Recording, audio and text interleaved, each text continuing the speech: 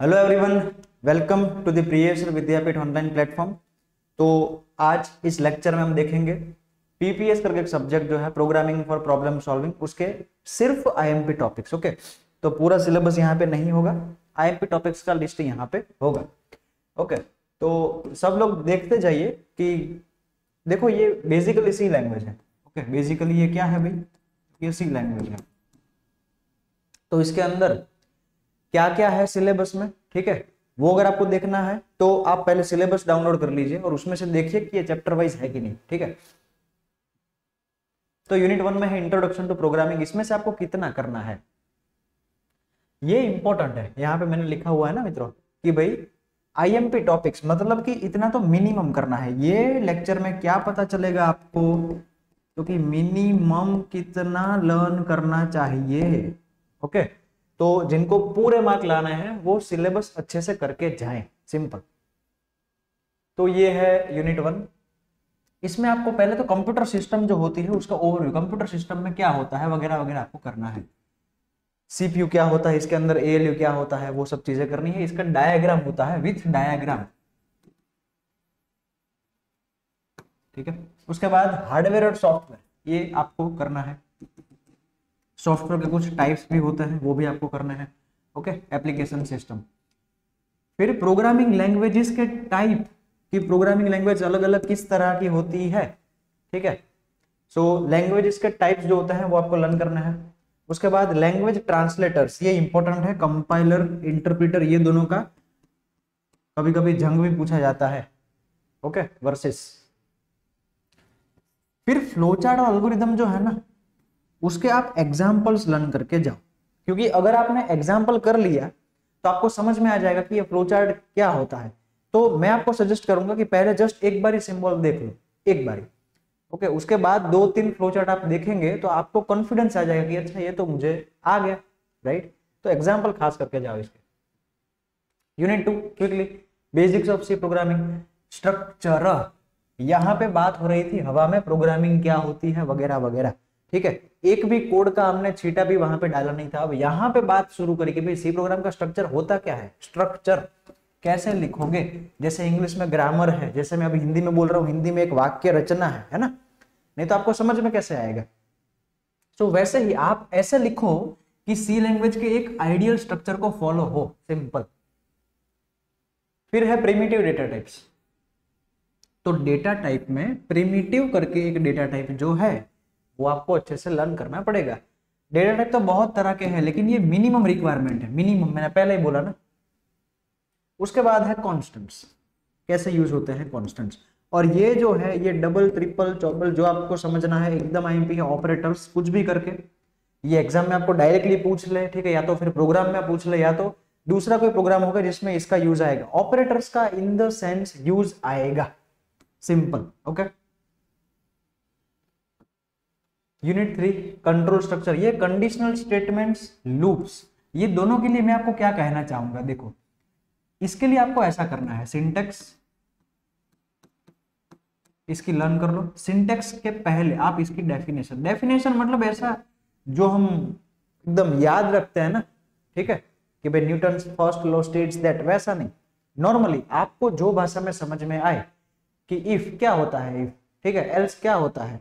If is the particular block which checks the condition and if the condition is true it executes the statements which we have written into the block. मैंने एकदम on the spot बनाई है, ठीक है। मैंने अभी अभी जो मेरे दिमाग में चल रहा था वो सोच के सीधा आपको बताया, आपको समझ में आ गया, ठीक है। तो वैसे ही आपको लिखना होता है। सो डेफिनेशन मतलब वैसा। फिर सिंटेक्स लर्न कर लो, ओके, और फिर एक प्रोग्राम लर्न कर लो। ये इंपॉर्टेंट वाला पॉइंट है, इसलिए मैं दोनों में बोल रहा हूं कि इतना तो मिनिमम करो। बाकी अभी मैं आपको सजेस्ट करता कि भाई लूप है तो उसमें पैटर्न्स भी आप करके जाओ, लेकिन ये आपके ऊपर है। पैटर्न्स पूछते हैं ये लोग, आई नो, बट पैटर्न सबको समझ में नहीं आते।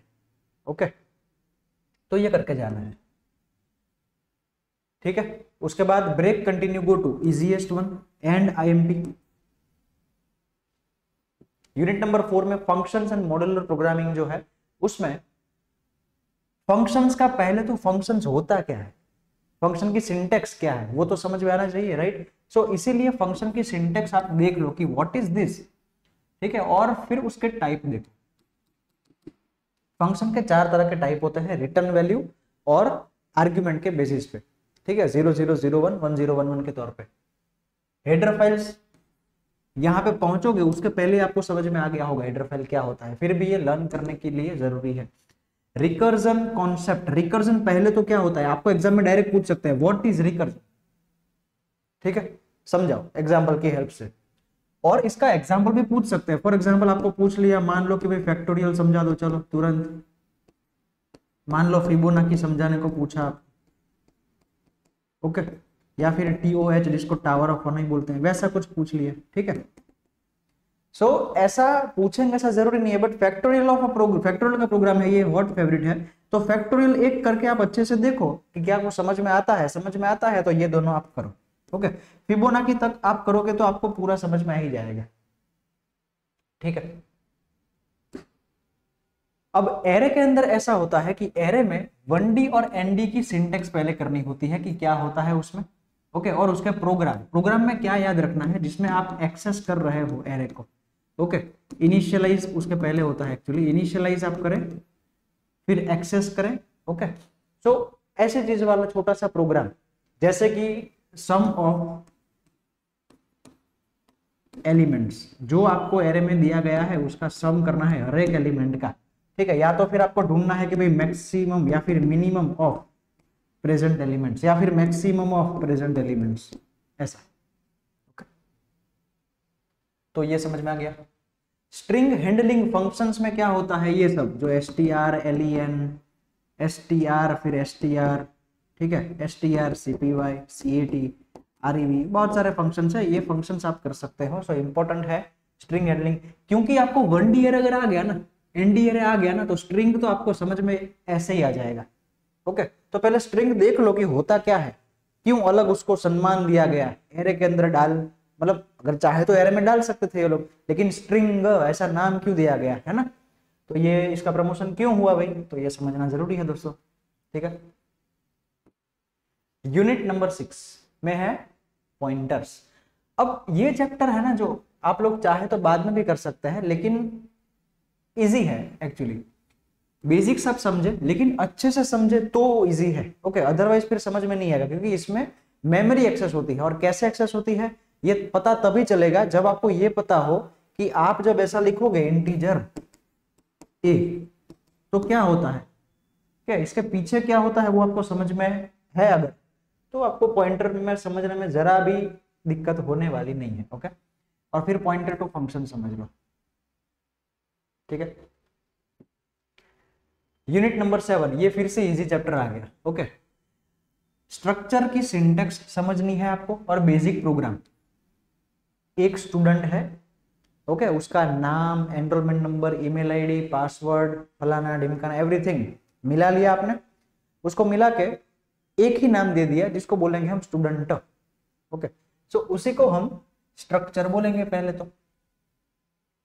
अब ये आपको समझ में आ गया तो उसका एक प्रोग्राम आपने समझ लिया कि अच्छा ऐसे ऐसे होता है वगैरह वगैरह। अब उसके बाद एरे ऑफ स्ट्रक्चर्स, ये तो आपने एक स्टूडेंट के लिए किया, मान लो हमारे पास क्लास में 90 स्टूडेंट्स है, हमारे पास 135 स्टूडेंट्स है, तो सबका ये सब चीजें हमको लेना पड़ेगा ना प्रोग्राम में।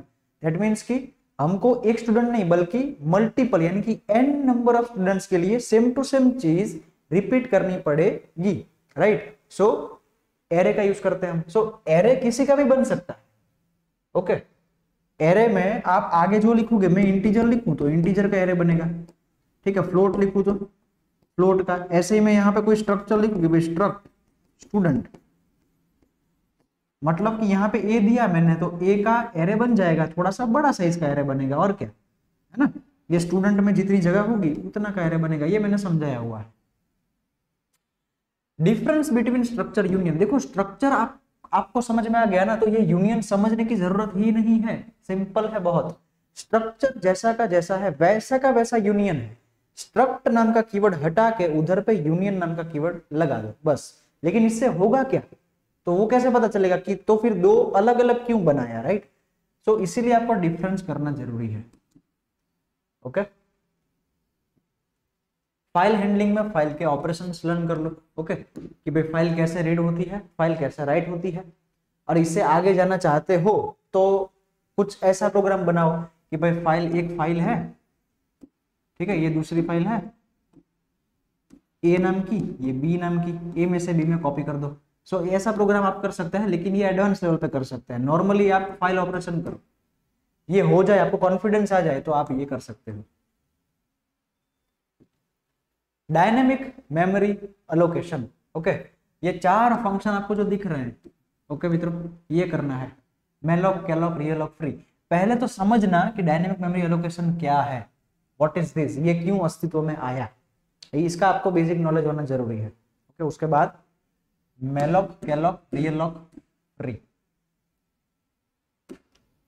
ये लास्ट चैप्टर डिबगिंग, मतलब पूरा कोडिंग आपने कर लिया है। अभी आपको डिबगिंग, डिबगिंग का मतलब ऐसा होता है कि अपने प्रोग्राम में से एरर ढूंढोगे कैसे, राइट।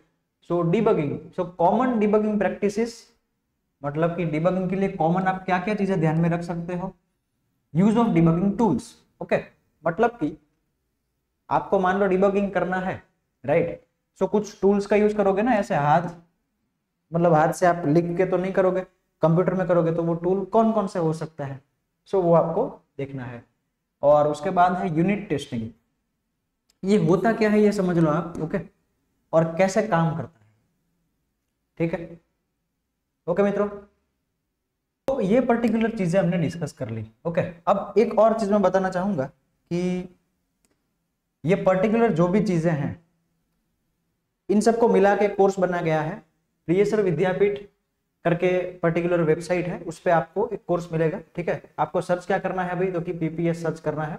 ओके, और इसमें चैप्टर वाइज सब आपको मिलेगा, ठीक है। सो लाइक चैप्टर 1 है, चैप्टर 2 है, चैप्टर 3 है, चैप्टर 4, राइट।